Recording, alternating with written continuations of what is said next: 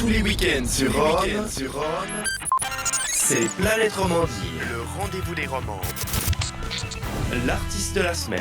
La saison de ski démarre gentiment pour les stations de Suisse romande. Verbier et le glacier 3000 des Diablerets ont été les premières à relancer le sport de glisse au début du mois. Elles ont été suivies par Zinal et Veizena qui sont ouvertes depuis samedi passé. Aujourd'hui, c'est la station de Crans-Montana qui lance sa saison. Il faudra cependant attendre le mois de décembre pour dévaler les pistes des autres stations valaisannes et vaudoises. L'artiste encore malade a fait escale sur la planète Romandie pour nous parler de son sport d'hiver favori. Je voudrais faire un slam pour ce sport qui m'est si cher et qu'on appelle le ski. Une activité d'hiver qui plaît à la fois aux jeunes et aux papis. Les plus sportifs commencent à 8h et se vantent de leurs exploits. Ils veulent rentabiliser l'abo et profiter de rider avant que la foule soit là. Les autres comme moi arrivent vers 10-11h et dès le début se plaignent du froid. Ils n'ont encore pas vu la file d'attente qui les attend devant l'assiette d'en bas. Au loin, je vois un groupe de jeunes freestylers. Tu sais, ces mecs qui font un saut toutes les 3 heures. Ce genre de type qui a toujours une combi couleur fluo. Elle est trop large mais cherche pas, t'as pas le niveau. Mais les plus drôles, ce sont les Russes ou les Anglais. Ces gens qui font 2 jours par an dans leur chalet. Où que tu ailles, tu les reconnais et skient vraiment comme des balais.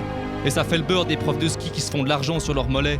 Juste là, un vieux couple s'en va prendre le télésiège, qui donne des ailes et permet de survoler la neige. C'est confortable, ils sont vraiment bien installés, malgré que ma foi, ce siège-là soit tout gelé. Mais y a pas le choix, il faut bien qu'ils s'asseyent dessus. Les pauvres, toute cette glace leur gèle vraiment le cœur. Ah là là, crème Nivea, si tu étais là, ça en serait fini des gerçures qui n'en finissent pas. C'est dans ce tourment que le télésiège choisit de s'arrêter. Dans le froid, l'attente semble être une éternité. Ah, quelle misère, quelle tristesse, en plus ta dame est constipée. Ils rêvent d'un thé et d'un bon feu de cheminée. Ils croisent les bras et sentent trembler leurs babines.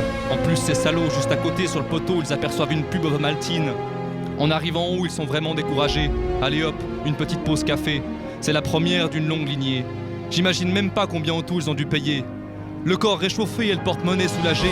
Ils sont enfin partis, mais alors ils croisent Roman et Paul en ski, qui leur disent « On s'apprête à prendre notre pas de midi. Cette fois c'est fini, ils ne remonteront plus jusqu'en haut. Ils passeront la journée au bistrot. Qu'on vient le soir, c'est toutes les installations qu'on arrête. Mais le mec qui est là depuis 8h fait souvent rouvrir les arbalètes. Ça y est, c'est fini, il nous reste que la marque des lunettes. À bientôt pour une autre journée de glisse super chouette. »